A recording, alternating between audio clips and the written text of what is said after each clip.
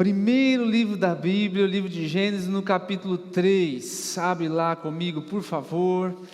Hoje eu quero iniciar uma minissérie contigo, dividida em 3 palavras, chamada Uma Família Abençoada, ou Construindo uma Família Abençoada. E nós vamos falar sobre algumas coisas muito interessantes, muito importantes. Não importa se você é casado, se você é solteiro. Não importa se você ainda está começando a tua vida. Não importa. Por quê, querido? Porque nós vamos abrir a palavra de Deus. E quando nós abrimos a palavra de Deus, ela fala conosco. Você crê nisso? Amém? Independente da circunstância que você esteja vivendo, eu quero falar com vocês nas próximas 3 semanas sobre maridos. Se você é mulher, está com teu marido, dá uma cutucadinha aí, vai falar contigo, presta atenção. Vou falar com as esposas, agora retribui aquela cutucada para ela. Vou falar com as esposas, vou falar com as crianças, né? As crianças agora elas estão na escolinha, tudo, mas vale para você que tem filho. Vou falar para os jovens, vou falar principalmente também para jovens adultos, que precisam ser empurrados de fato para a vida adulta, né? Ou às vezes para as mães que ainda seguram os filhos, mesmo crescidos, enfim, para empurrarmos todos nós para o destino que Deus tem para nós, que é de vivermos sim uma família abençoada. Nós vamos ver tudo isso à luz da palavra de Deus, mas antes de eu falar sobre todas essas coisas, antes de eu entrar naquelas cutucadas mais clássicas do marido, da esposa, do filho, da filha, eu preciso falar sobre o que há de errado, o que aconteceu de errado. Por isso o título da primeira palavra hoje é Descobrindo o que há de errado. Porque existem tantas famílias desestruturadas hoje? Por que é que nós estamos em uma crise de identidade mundial, às vezes até de gênero, sem saber se é homem ou mulher, quanto mais o que é uma família à luz da palavra de Deus, à luz dos olhos de Deus, para daí então eu entender o que é viver uma família abençoada. E a pergunta que eu tenho para fazer é óbvia, mas eu gostaria que você respondesse. Quantos aqui querem viver uma família abençoada? Amém? Todos nós queremos viver uma família abençoada, mas eu quero te dizer que isso só é possível à luz da palavra de Deus. Então, vamos ali para Gênesis, no capítulo 3, deixa abertinho ali, que eu vou entrar nesse texto dizendo assim: todos nós nascemos de algo errado. Todos nós nascemos, todos viemos de uma família, e essa primeira família foi desestruturada.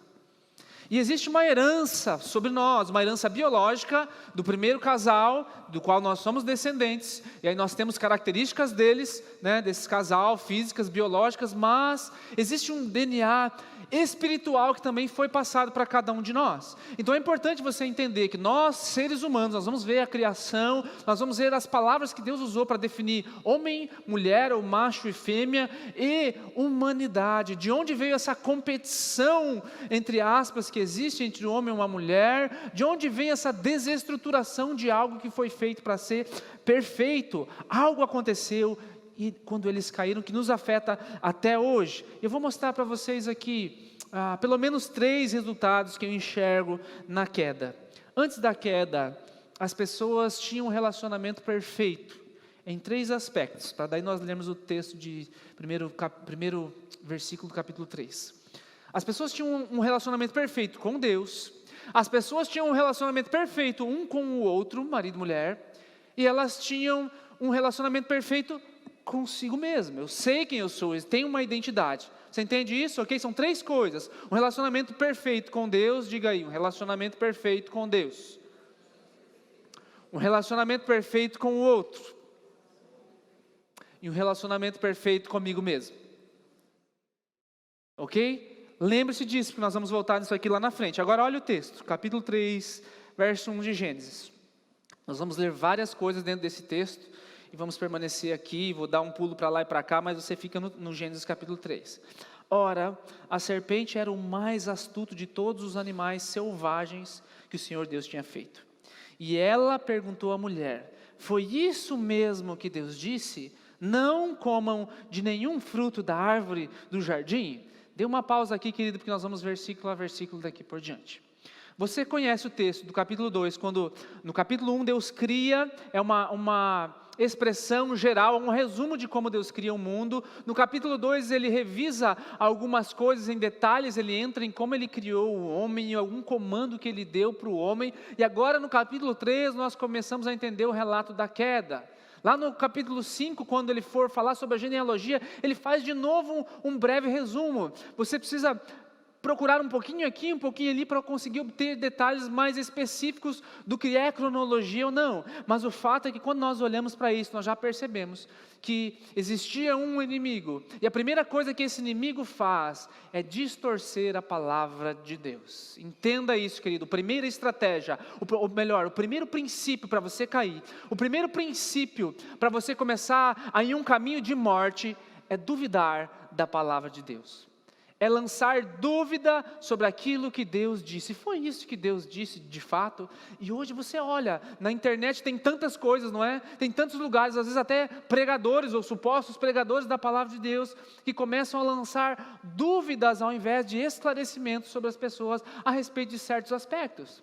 Será que foi isso mesmo que você entendeu? Será que é esse tipo de vida mesmo que Deus te chamou para viver? Querido, é isso que Satanás continua fazendo até hoje. O primeiro ponto para alguém entrar dentro de um caminho de morte, se afastar desse relacionamento perfeito que era para nos ter com Deus, com as pessoas e conosco mesmo, é lançar a dúvida sobre se o que está aqui é verdade ou não. É lançar dúvidas sobre, será que o que Deus disse para você é verdade? Será que Deus te escolheu mesmo? Será que você de fato é filho de Deus? Olha as coisas que você tem feito, olha o que você tem deixado de fazer, enfim, tantas coisas que começam a vir sobre nós, baseados nesse primeiro ponto. Lançar dúvidas sobre a palavra de Deus. E quando ele fala no verso 4 assim, disse a serpente à mulher, certamente não morrerão. Sabe o que ele faz? Distorcer. No capítulo 2, Deus deu algo para o homem em primeiro lugar. E o homem transfere esse conhecimento para a mulher. E Satanás vem distorcer e fala assim, olha, certamente vocês não vão morrer. Querido, se esforce em conhecer a palavra de Deus. Porque, do contrário, talvez você venha a cair nessas astutas ciladas do inimigo. Se esforce em conhecer a palavra, valorize o alimento que você recebe todas as semanas, principalmente nesse lugar. Valorize aquele momento de você olhar para os textos. Lá no nosso PG vamos retornar agora nessa semana, mas vínhamos tendo ali uma série em cima de livros da Bíblia. Vimos Coríntios, vimos Atos, vimos 1 Pedro lá atrás, enfim, olhamos para a palavra. Por quê? Porque entendemos que se nós conhecermos a verdade, ela nos... Você conhece essa frase em algum lugar? Se nós conhecermos a verdade, de fato a verdade de Deus, ela nos liberta. E o contrário é verdadeiro, se eu desconhecer, eu vou começar a entrar num caminho de morte. Por isso valorize o alimento que você tem recebido. Porque do contrário, quando chegar o momento de dúvida, você realmente vai sucumbir. Agora olha o verso 6 ali comigo, por favor. Quando a mulher viu que a árvore parecia agradável ao paladar, ou boa para comer, dependendo da tradução, era atraente aos olhos, e além disso, desejável para dela se obter discernimento, ou algumas traduções, sabedoria, tomou do seu fruto, comeu-o e deu ao seu marido, que comeu também. Querido, preciso te ressaltar uma coisa aqui. Adão estava ciente do que estava acontecendo. O comando... Entenda isso, lá no capítulo 2, Deus vai falar, acho que eu coloquei esse texto ali, no capítulo 2 Deus vai falar com Adão, não com Eva. Deus está falando com Adão, verso 16 diz assim, o Senhor Deus ordenou ao homem, coma livremente de qualquer árvore do jardim, mas não coma da árvore do conhecimento do bem e do mal, porque no dia em que dela comer, certamente você morrerá. Então, no verso 18, depois disso, o Senhor declarou, não é bom que o homem esteja só, farei para ele alguém que o auxilie. Você entende que quando Deus dá o comando daquilo que era ou não para fazer, daquilo que era bom ou não, Deus dá o comando para o homem, Deus não dá o comando para a mulher. O homem recebeu essa instrução em primeira mão, porque uma das primeiras funções do homem, aqui nós começamos a ver, porque uma família se desestrutura, porque o homem esquece qual é o seu propósito, porque o homem se desvia em outras coisas, uma das funções do homem era zelar, era governar, era administrar, era cuidar. E agora, quando ele faz uma auxiliadora, o homem ainda está nesse papel. Ele recebeu primeiro, lá em Timóteo nós vamos ver que a mulher, Paulo falando, a mulher foi tirada do homem, não o homem da mulher. Ele não está diminuindo a mulher, ele está ressaltando o papel do homem. Em primeiro lugar, de zelar, de cuidar. Adão estava ali com Eva. Eu não sei se ele já tinha ouvido ou visto a serpente em algum lugar, mas o fato é que a família começa a se desestruturar quando um homem deixa de prestar atenção na sua esposa. Uma família começa a se desestruturar quando o homem sai do seu papel de ele ter que assumir a responsabilidade e transfere a responsabilidade para sua esposa. Você entende isso? Amém? Tem homens aí? Pode concordar comigo? Glória a Deus, quero ver aqueles brados de homem. Oi. A desestruturação começa quando nós perdemos o foco, quando nós perdemos o nosso papel. Adão deveria estar do lado de Eva, zelando por ela. Agora, voltando para ela, 3 coisas ela viu aqui. Que a árvore era boa para comer. Ok? Verso 6, tá? A árvore era boa para comer, que ela era agradável aos olhos e uma árvore desejável para obter sabedoria. Deixa eu te mostrar uma escritura do Novo Testamento, para mostrar para você que todo esse livro aqui tem concordância e foi escrito pela mesma pessoa. 1 João capítulo 2, verso 16, não precisa você abrir, vai estar ali para você. Perceba, porque tudo o que há no mundo, os desejos da carne, os desejos dos olhos e a soberba da vida não procede do Pai, mas do mundo. São 3 coisas, eu até sublinhei isso aqui lá no Novo Testamento, são milhares de anos depois, ok? Tudo o que há no mundo, os desejos da carne, os desejos dos olhos, a soberba da vida, não procede do Pai, mas do mundo. Você tem carne, lembra disso, nós vamos voltar lá para Gênesis. Você tem carne, você tem olhos e você tem agora a soberba ou o orgulho. Agora, olha para o verso 6 de novo. Quando a mulher viu que a árvore era agradável ao paladar, o que é isso? Os desejos da carne, aquilo que eu sinto, aquilo que eu toco, aquilo que eu quero experimentar. Eu quero fazer isso, eu quero fazer aquilo, eu quero viver uma vida promíscua, eu quero fazer o que a minha carne pede para eu fazer. Quando a mulher viu que a árvore parecia agradável ao paladar, era atraente aos... Lembra do texto de João? Os desejos da carne, os desejos dos olhos, e desejável para dela obter discernimento. Lembra da soberba da vida? Eu sei mais, eu conheço mais. Lembra da estratégia de Satanás? Quando você comer isso, você vai ser igual a Deus. Ei, eu quero. São 3 coisas que nós herdamos e estamos vivendo nisso até hoje. Meu amado, Satanás não tem nenhum truque novo. Ele continua nos tentando, ele continua tentando nos derrubar nessas 3 coisas. Naquilo que é agradável aos olhos, naquilo que a minha carne deseja, naquilo que, meu orgulho se exalta, poder, reconhecimento, fama, prazeres, eu quero ter, eu olho, eu desejo. Você entende que debaixo dessas 3 coisas nós giramos? E se você viver uma vida de servidão, tentando atingir as coisas que os teus olhos querem, as coisas que a tua carne deseja, e que teu orgulho, que teu ego anseia, esse é o caminho de morte. Que tipo de morte? Nós vamos ver aqui tudo o que acontece, você conhece mais ou menos o texto, mas o que aconteceu quando eles caíram? 3 coisas básicas. A primeira coisa, vergonha. Olha ali comigo o verso 7, por favor. A primeira reação deles, uma vez que pecaram, foi de vergonha. Os olhos dos 2 se abriram e perceberam que estavam nus. Então juntaram folhas de figueira para cobrir-se. Roupas eles tentaram fazer. Isso é importante porque nós vamos ver mais tarde que não funcionou. Eles tentaram cobrir. A resposta do verso 8 ao 10, olhe comigo ali. Ouvindo o homem e sua mulher os passos do Senhor Deus, que andava pelo jardim quando soprava a brisa do dia, esconderam-se de quem? Da presença do Senhor Deus, entre as árvores do jardim. Mas o Senhor Deus chamou o homem, perguntando: onde está você? E ele respondeu: ouvi teus passos no jardim, fiquei com medo, porque eu estava nu, por isso me escondi. Por que ele teve medo? Porque ele teve medo. Ele diz assim: eu estava nu e me escondi. Agora Deus vai perguntar para ele: quem disse para você que estava nu? Querido, você percebe que quando nós pecamos, ninguém precisava dizer para ele: ei, Adão, agora você está nu. Ei, mulher, agora você está nua. Ninguém precisou dizer para ele. Automaticamente, quando o pecado entra, automaticamente eu sou tomado de vergonha.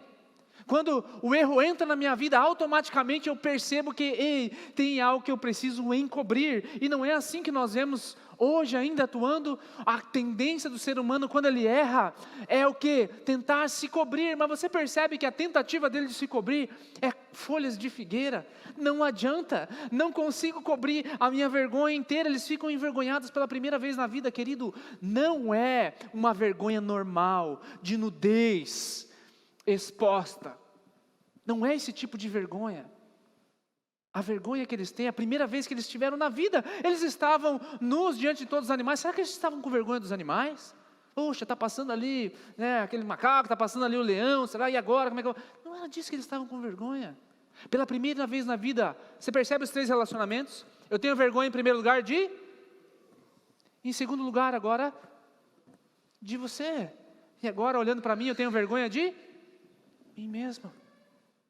Você percebe que agora nós lutamos com essas 3 coisas ainda hoje? As pessoas têm vergonha, ou uma aversão, ou uma luta contra Deus. Elas vivem em batalha, em guerra, desde que a humanidade é a humanidade, um com o outro. E agora, principalmente na nossa geração, uma crise de quê? De identidade, quem eu sou. 3 coisas que foram desestruturadas de algo que era perfeito, que Deus criou para ser uma família abençoada. Isso veio com a queda. E a primeira coisa que esse tipo de vergonha causa, não é a vergonha de, eu estou nu, eu vou fugir de Deus. Eu quero me esconder de Deus. Eu vou procurar coisas que afirmem para mim que Deus não existe, para que eu não tenha que lidar com Ele. Eu vou procurar coisas que afirmem que existe um outro caminho que agrade os meus olhos, que agrade a minha carne. Existe um outro caminho que agrade o meu ego, para que eu não precise mais estar diante dEle, que é justo e é perfeito. Para que a minha vergonha, e não é essa nudez, para que a minha vergonha não seja exposta. Você entende isso? Você consegue se enxergar dentro disso? Sabe? Se você que está em casa aí, digita um amém, alguma coisa, interage aí com o pessoal que está mediando aí para você. Eles próprios fazem roupas para a sua vergonha. Agora olha o verso 21 ali na frente. O Senhor Deus fez roupas de pele e com elas vestiu Adão e sua... Eu espero que você esteja... Tem algo sutil aqui que ainda não aconteceu dentro dessas frases, eu vou levantar ali na frente, eu espero que você já esteja percebendo. O Senhor Deus fez roupas de pele e com elas vestiu Adão e sua mulher. De onde Deus tirou essas peles? Ele não criou um casaco de pele do nada. Algum animal precisou morrer. Aqui já nos traz uma sombra, um símbolo que para cobrir a nossa vergonha, um preço de sangue precisa ser pago. E Deus não colocou, que Deus ruim, que Deus vingativo. Deus não colocou esse preço sobre você e sobre mim. O preço de sangue que precisava ser pago, Ele colocou sobre o seu filho. Entende que para cobrir, a única maneira de eu conseguir cobrir essa vergonha, querido, não é uma vergonha natural, é uma vergonha, é uma nudez espiritual, é isso que eu quero que você perceba. Há uma nudez espiritual sobre nós, e nós nos envergonhamos de tantas coisas. Apocalipse 3,18, deixa eu te mostrar esse versículo que tem um significado espiritual, não literal. 3,18, está lá na tela para você. Dou-lhes este conselho. Compre de mim ouro refinado no fogo e você se tornará rico. Ele está falando para a igreja de Laodiceia. Compre roupas brancas e vista-se para cobrir a sua vergonha e nudez. E compre colírio para ungir os seus olhos para poder enxergar. Quando ele diz isso, ele está falando do ouro, não como ouro físico, mas da sua palavra que é mais preciosa que o ouro com a prata. Quando ele diz de vestes brancas, ele está falando para uma igreja, ele não está falando de vestes literais, ele está falando para cobrir a nudez. Vestes brancas significa justas, limpas. A única maneira de eu cobrir esse tipo de erro, de pecado, essa natureza que está em mim, é com a justiça, mas não é uma justiça comum. Isaías 61 vai nos dizer assim, pois ele me vestiu com as vestes da salvação e pôs sobre mim um manto de justiça. Percebe que é uma nudez espiritual, por isso que essas vestes são um símbolo daquilo que é espiritual. O que é que vai cobrir? Vestes de salvação. O que é que vai me tornar justo? Um manto de justiça não é literal. Por isso que às vezes as pessoas distorcem a palavra, e às vezes entram em lugares, senta aqui que você vai sentar agora no trono celestial, que eu vou pôr aqui no culto de hoje, e quando você sentar no trono celestial, meu irmão, você vai sair daqui vitorioso. Não, vem aqui, quando sentar aqui eu vou botar uma capa sobre você. Agora está na moda, né, em alguns lugares, aí põe um talite, põe um negócio para ressurgir uma autoridade, ou para invocar uma autoridade, mas é uma autoridade humana. O que é que o Senhor está querendo nos dizer? Esses são símbolos espirituais. Você não precisa de um manto de rei físico sobre você, alguém que vem aqui joga uma capa sobre você, um paletó, e agora pronto, você está lavado e cheio do Espírito Santo. Você precisa ser revestido com essas vestes brancas de salvação, com esse manto de justiça que não vem de você. Você pode dar uma glória a Deus? Ah, meu amado, que verdade que a palavra de Deus nos mostra. Isso significa que as nossas próprias tentativas de encobrir a vergonha são inúteis. Eu não consigo. A única coisa capaz de cobrir a vergonha é a justiça. Mas como? Deixa eu distinguir para você a retidão de uma vida justa. Sabe, a justiça significa estar de acordo com Deus. É o padrão de Deus, você é justo de acordo com o padrão de Deus, não dos homens, não dos teus amigos, não do delegado, não da lei brasileira, mas do padrão de Deus. Mas agora o que nós fazemos muitas vezes é pensar assim, puxa, se eu me esforçar, se eu conseguir superar isso, se eu puder deixar de cair naquilo, aí então eu não terei vergonha. Esse tipo de atitude não vai conseguir apagar a vergonha que o pecado nos causa. A única coisa que pode apagar esse tipo de vergonha é estar de novo em um relacionamento correto com Deus. A única coisa que vai remover esse tipo de vergonha por aquilo que eu fiz, ou vergonha que volta e meia eu recaio nas mesmas coisas, é eu estar num relacionamento correto com Deus. Ou seja, o único que pode remover essa vergonha de nós é Jesus. Jesus levou toda a vergonha sobre si. Jesus foi desnudo diante das pessoas. Jesus foi caluniado, lembra da soberba da vida? Jesus foi difamado diante das pessoas. Olha os olhos, não havia nele beleza alguma no momento da cruz. Não havia nele nada desejável. As 3 coisas que nos derrubam, Jesus levou sobre si. O grande verso que todo mundo conhece, né, de Isaías: pelas suas feridas nós fomos sarados. Entende o que Jesus faz por nós? Por quê, meu amado? Porque Ele foi o único que não morreu na terra pelo seu próprio pecado. Ele morreu pelo meu pecado, pelo meu erro, quando eu ainda não conhecia Ele. Ele morreu pelo seu erro, Ele morreu por essa natureza, justiça sendo depositada na nossa conta. Isso é o que é o Evangelho. O que? Você não tinha nada na tua conta, nada, e alguém veio lá e depositou na tua conta sem você trabalhar, sem você merecer. Alguém veio lá e creditou algo valiosíssimo na sua conta. Não seria maravilhoso isso? Sim ou não? Então está sobrando, então deixa, né, irmão? Foi isso que aconteceu. Romanos 4:3 vai declarar isso literalmente. Olha, Abraão creu em Deus e isso lhe foi creditado como justiça. O que ele fez para receber esse crédito? Creu. O que Jesus disse? Se tu creres, verás a glória de Deus. Aquele que crê com o coração e proclamar com os seus lábios, esse será. O que ele está querendo dizer com será salvo? Você vai receber um crédito. Que crédito? É essa justiça que você não conseguia, é essa tentativa de cobrir a vergonha, é toda essa tua luta humana de tentar ser justo, mas não consegue. O único capaz de nos dar isso é Jesus. Isso foi nos creditado, foi colocado na nossa conta, meu amado. É isso que Jesus fez, e é por causa disso que agora eu vivo uma vida voltada para Ele. Eu falei na semana passada, citei vários versos aqui, né? Não mais eu vivo, mas Cristo vive em mim, e agora, a vida que agora eu vivo na carne, vivo pela fé no Filho de Deus. E a vida que agora eu vivo é uma resposta de alegria, de gratidão, porque eu entendi que essa justiça foi creditada para mim, sem eu fazer nada, a não ser crer. Por isso, o único que pode remover a vergonha é Jesus. A segunda coisa que entrou no mundo por causa da queda foi a culpa. Volte lá no texto de Gênesis comigo, verso 11 a 13 de novo. Deixa eu falar aqui com homens e mulheres. E Deus perguntou: quem lhe disse que você estava nu? Você comeu do fruto da árvore da qual eu proibi de comer?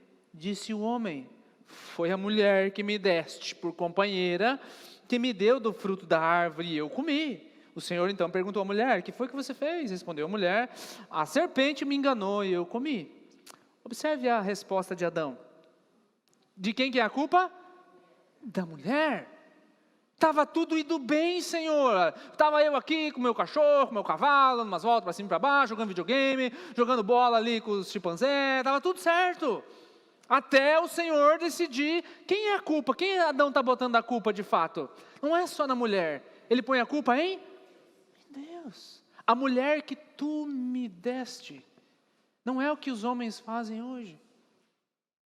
Olha o que está acontecendo comigo, olha como eu me esforço. Olha, é o meu chefe, Senhor, até eu vim para esse lugar, até eu casar, até eu vim para a palavra, nada, estava tudo certo. Até tal coisa acontecer, estava tudo certo. Mas antes ele esquece que ele estava meio cabisbaixo. Ele esquece que ele estava correndo atrás de alguma coisa que ele não sabia, né? De repente surgiu.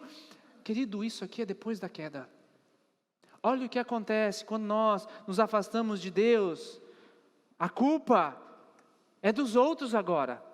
A mulher fala assim: a serpente me fez. A mulher culpou quem? O diabo. Tudo é culpa do diabo, olha o que ele fez. Antes da queda, as pessoas tinham um relacionamento perfeito com Deus, com os e com... Você entende isso? Eu quero que você saia daqui pelo menos com esse entendimento. Elas tinham um relacionamento perfeito com Deus, com os outros e consigo mesmo. Imediatamente agora isso é quebrado. Imediatamente um conflito começa a acontecer. Imediatamente há uma necessidade dentro de nós de acharmos um culpado, porque as coisas não vão de acordo com aquilo que nós queremos. Sabe o que é isso? Afastamento de Deus. Quanto mais você se afasta de Deus, menos você o conhece, menos você entende os outros, menos você entende você mesmo. Você sabe por que o mundo está do jeito que está? Você entende agora por que o mundo está nesse conflito, às vezes até agora de identidade pessoal? Porque estão cada vez mais se afastando de Deus. E quanto mais eu me afasto dele, menos eu entendo quem ele é, o que ele faz na terra, mais eu me revolto com as pessoas porque não fazem aquilo que eu quero, porque eu estou correndo atrás da concupiscência ou dos desejos da carne, dos olhos e da fama, da soberba da vida. E aí eu entro em conflito com as pessoas e por último comigo mesmo. Ninguém ensinou os seus filhos a fazer isso. Ninguém. Mas não é a primeira coisa que eles fazem. Geralmente quando tira uma nota ruim na escola, o que aconteceu? Esse professor não gosta de mim. Não tem nada a ver com eu fiquei no celular, eu fiquei no computador, eu fiquei até tarde assistindo coisa, não tem nada a ver não, o professor não gosta de mim. Não, as perguntas foram mal elaboradas. Enfim, começam as desculpas, às vezes até mas quase nunca, né? Ou, perdi meu celular.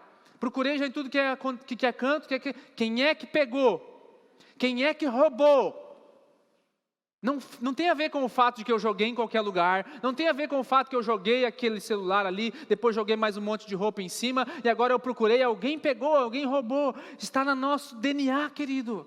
Essa tendência de culpar os outros. Eu culpo o professor, eu culpo as pessoas que roubaram, que não fizeram, eu culpo o meu chefe que não me promoveu, eu culpo todo mundo. Nós vemos pessoas culpando a sociedade, pessoas culpando o país, pessoas culpando o governo, pessoas culpando os outros pelos erros que cometem.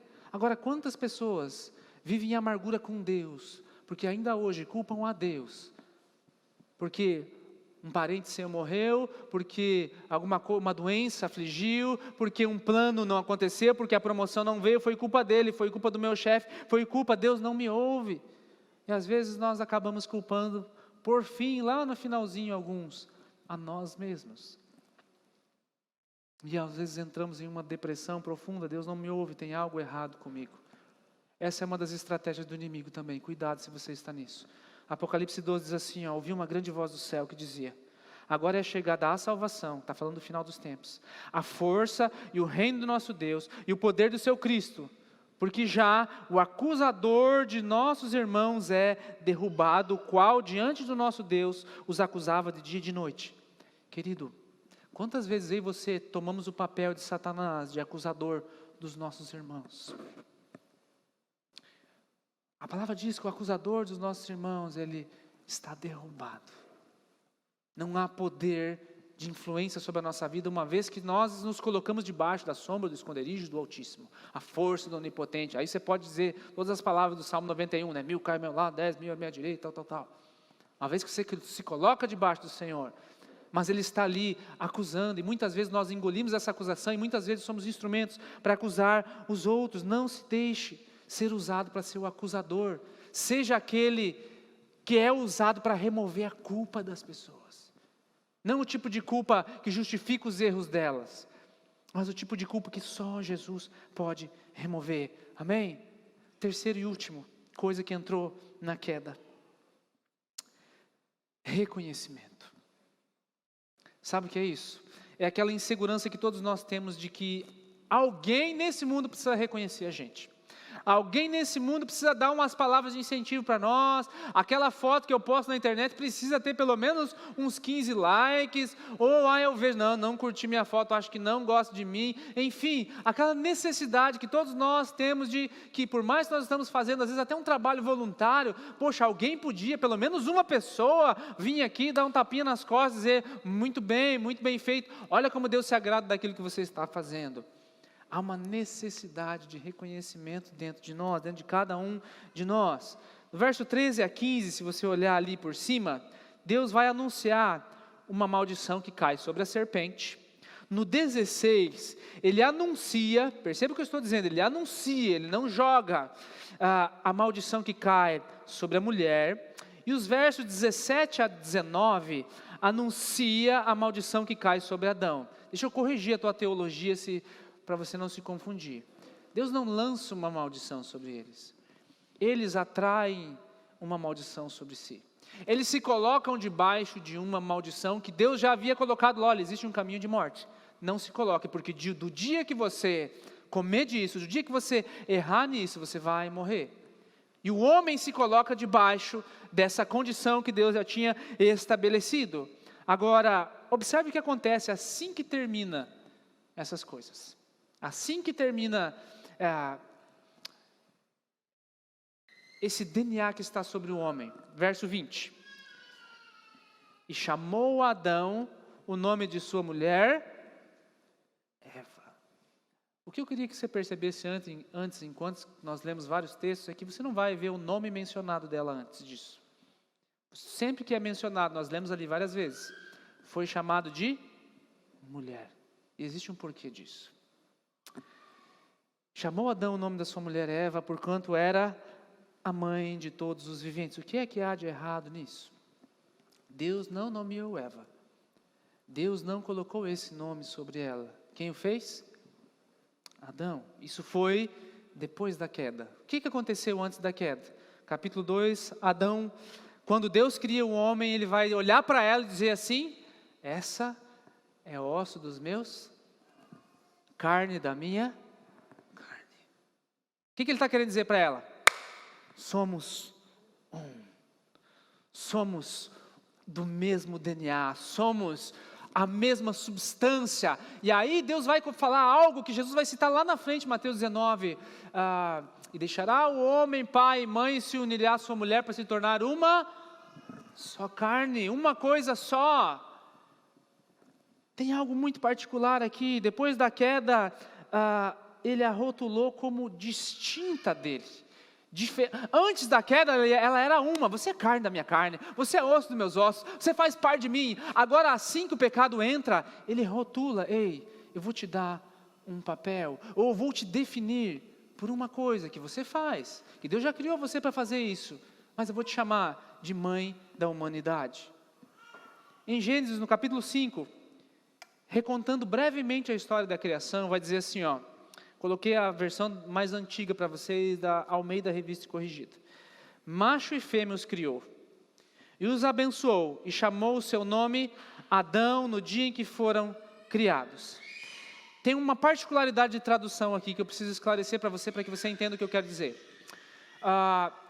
Tem uma particularidade de tradução aqui. No hebraico, a palavra Adão, você vai encontrar essa palavra escrita literalmente no hebraico, Adão.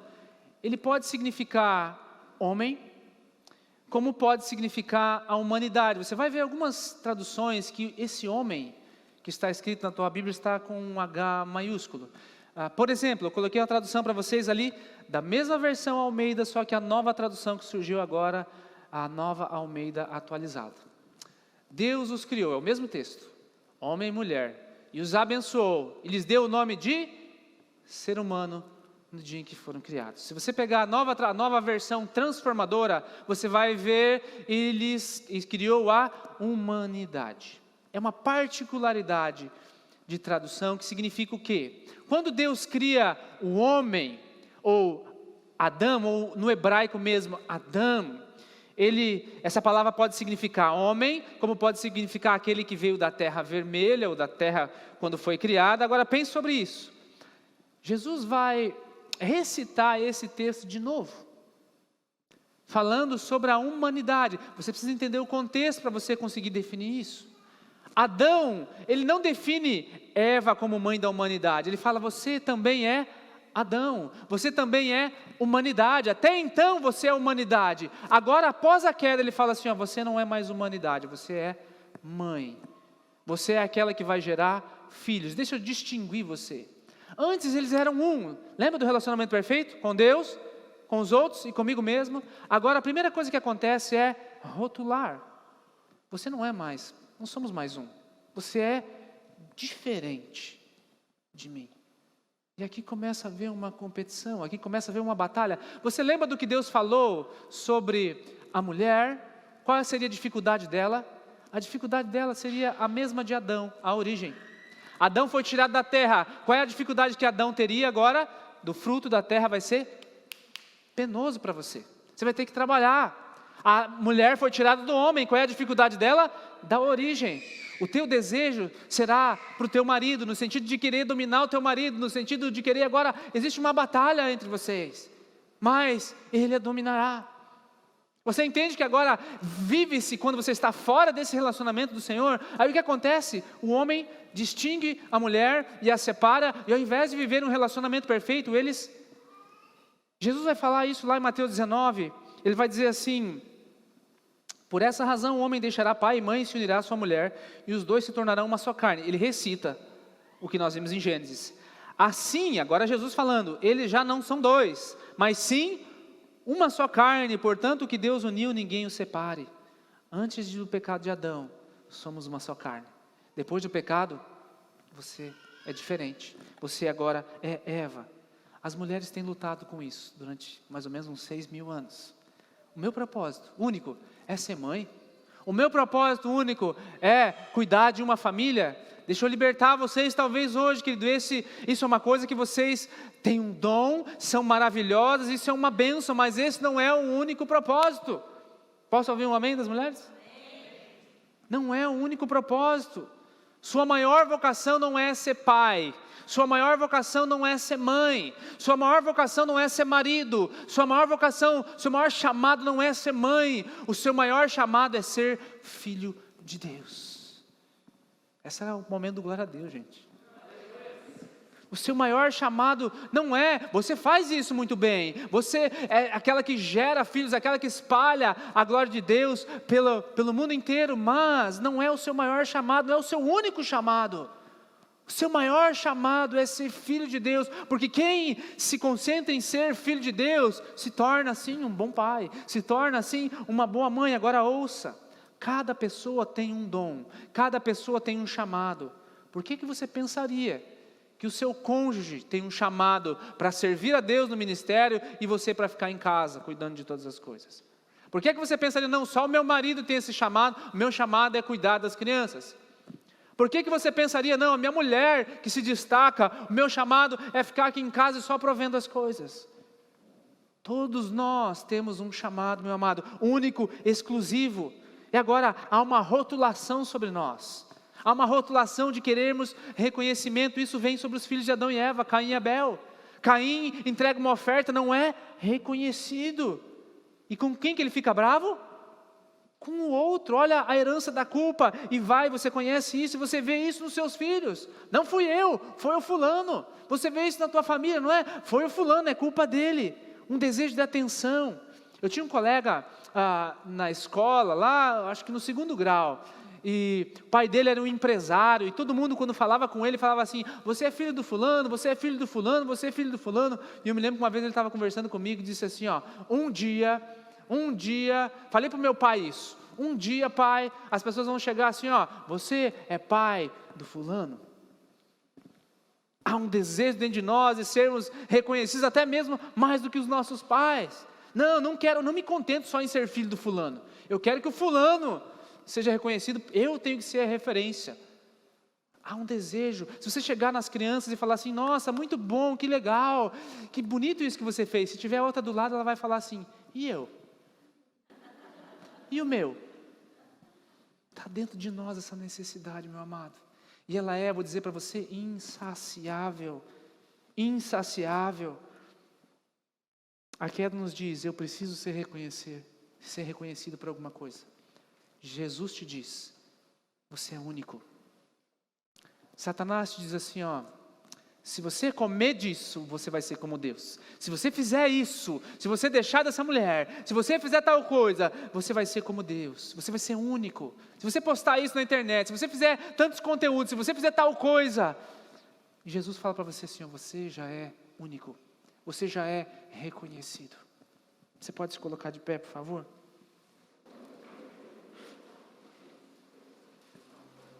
Você é criado à imagem de Deus. Qual é a resposta dessa palavra? É a primeira palavra, nós estamos falando sobre família. Nós estamos descobrindo onde está o erro. Número 1, vergonha.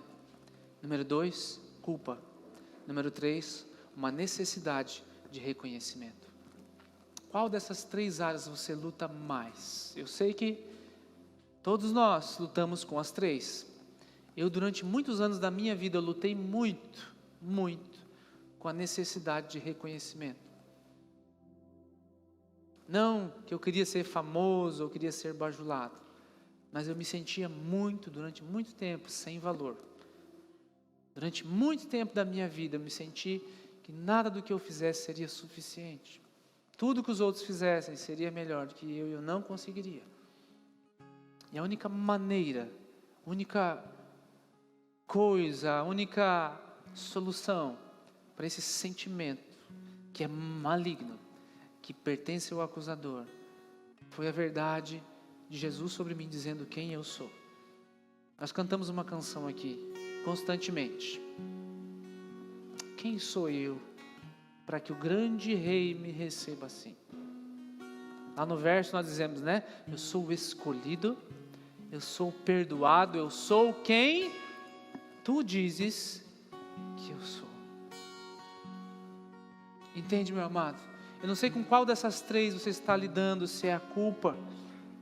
Atos 3 vai falar que nós somos todos descendentes de Abraão, sementes de Abraão, e por meio dele todas as famílias da terra seriam abençoadas.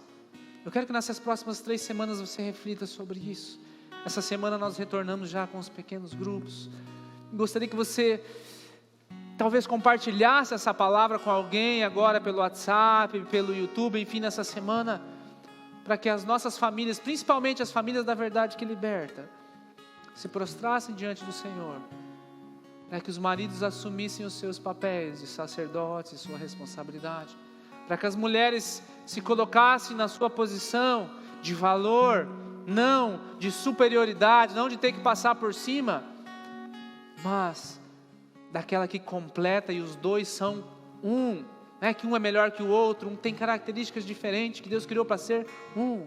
E nas próximas 3 semanas, nós viemos a buscar estreitar o nosso relacionamento com Deus, com as pessoas que nos cercam, a começar pela nossa família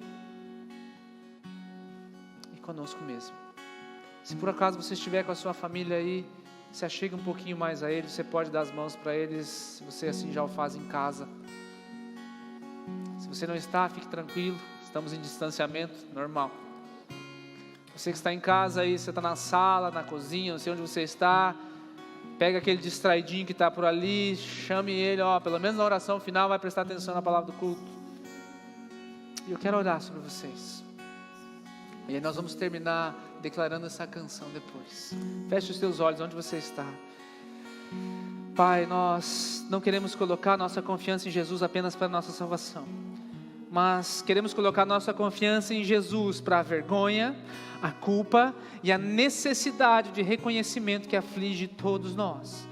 Queremos colocar sobre Ti, Jesus, todo sentimento de vergonha que nós sentimos por talvez nos acusarmos de não sermos tão bons cristãos quanto deveríamos, por não lermos tanto a Tua palavra como deveríamos, ou por ficarmos emburrados contigo, Senhor, emburrados com as pessoas, ó Pai, todas aquelas coisas que o inimigo nos acusa de sermos indignos, Pai.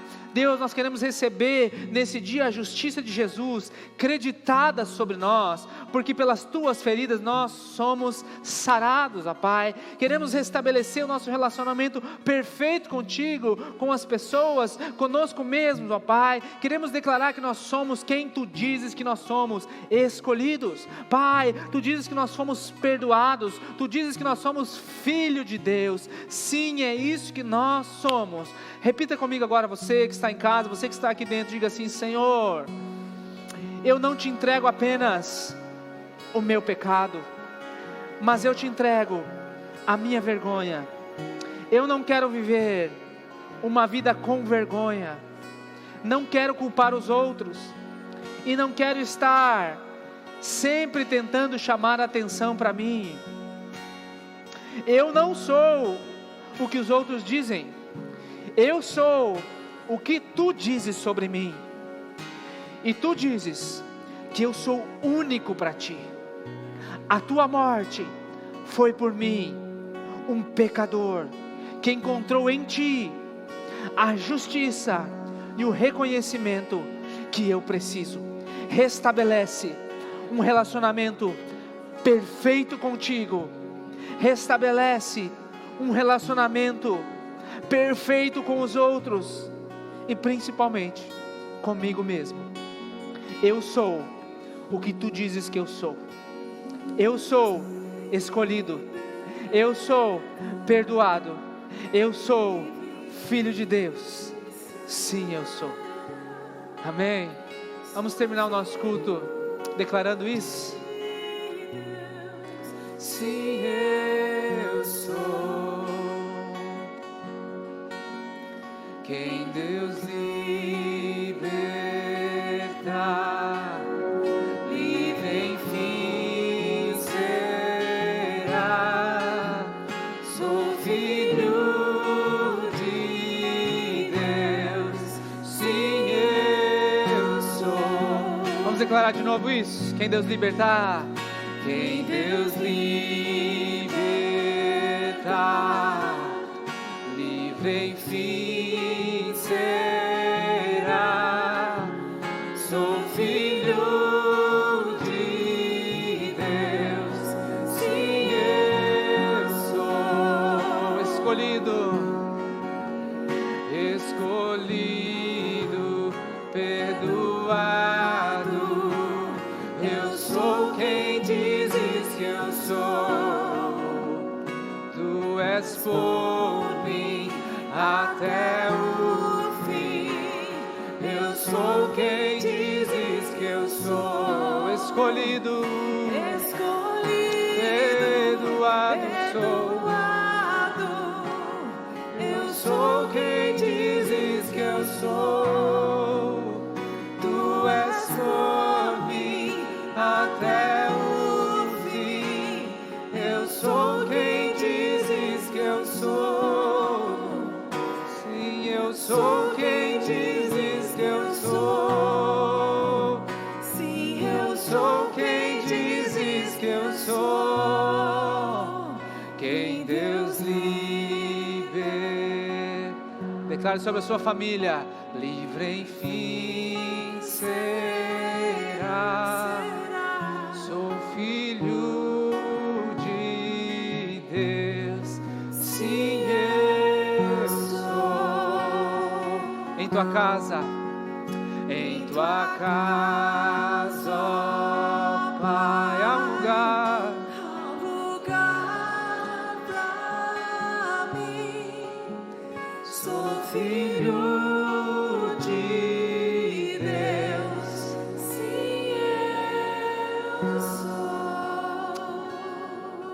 estender suas mãos para receber a bênção. Na semana que vem nós vamos ver como Deus nos instrui a lidar com crianças, adolescentes e adultos. Não perca. Que o grande amor de Deus, que a graça, a justiça acreditada do nosso Senhor Jesus e a comunhão do doce e precioso Consolador do Espírito Santo seja sobre você, seja sobre a tua família, abençoada em nome de Jesus. Amém. Vai em paz, querido. Não sai daqui sem dar aí um tchauzinho, uma palavra de encorajamento a pelo menos 3 pessoas. Eu te espero na semana que vem em nome de Jesus.